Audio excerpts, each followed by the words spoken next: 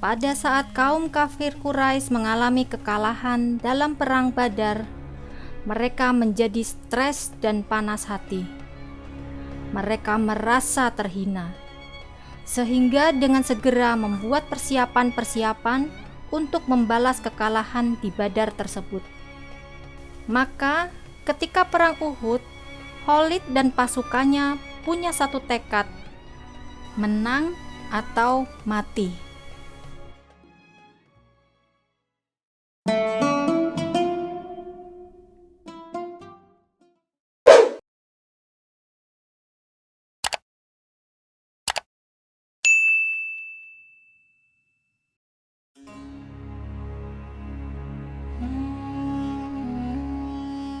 Bismillahirrohmanirrohim.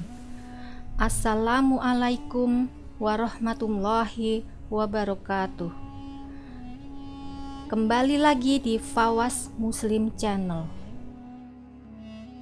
Salah seorang sahabat Rasulullah Shallallahu Alaihi Wasallam adalah Khalid bin Walid yang terlahir bernama Abu Sulaiman Khalid ibnu Al-Walid ibnu Al-Mughirah Al-Mahzumi.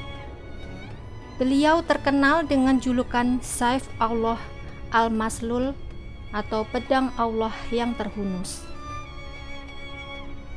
Selain sebagai sahabat Rasulullah, beliau juga dikenal sebagai salah satu dari panglima-panglima perang penting yang tidak terkalahkan sepanjang karirnya. Beliau memimpin pasukan Madinah di bawah kekuasaan Nabi Muhammad Shallallahu Alaihi Wasallam, Abu Bakar, dan Umar bin Khattab. Khalid bin Walid berasal dari suku Quraisy, klan yang melawan Nabi Muhammad.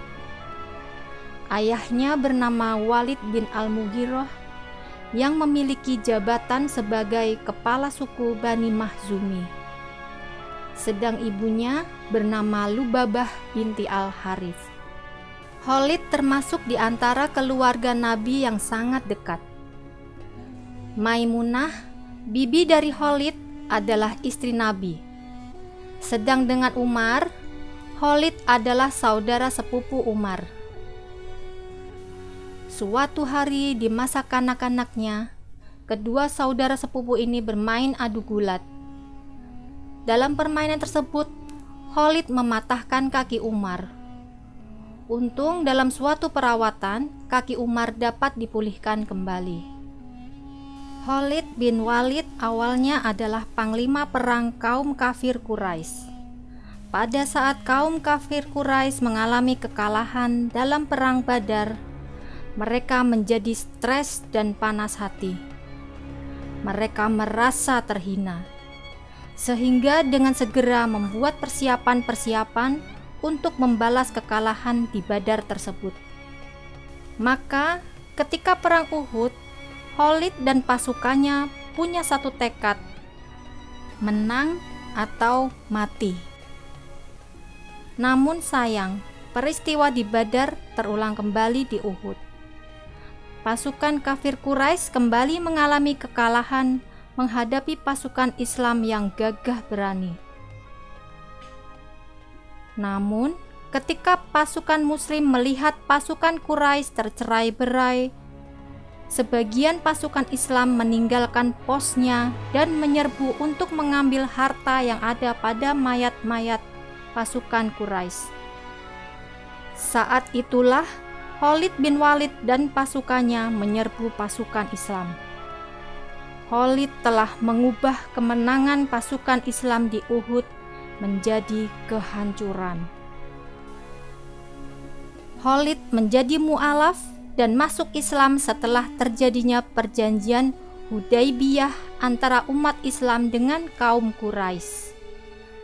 Ketika Khalid bertaubat dan menerima Islam, Rasulullah sangat bersyukur karena Khalid mempunyai kemampuan berperang yang dapat digunakan dalam membela Islam dan meninggikan kalimatullah.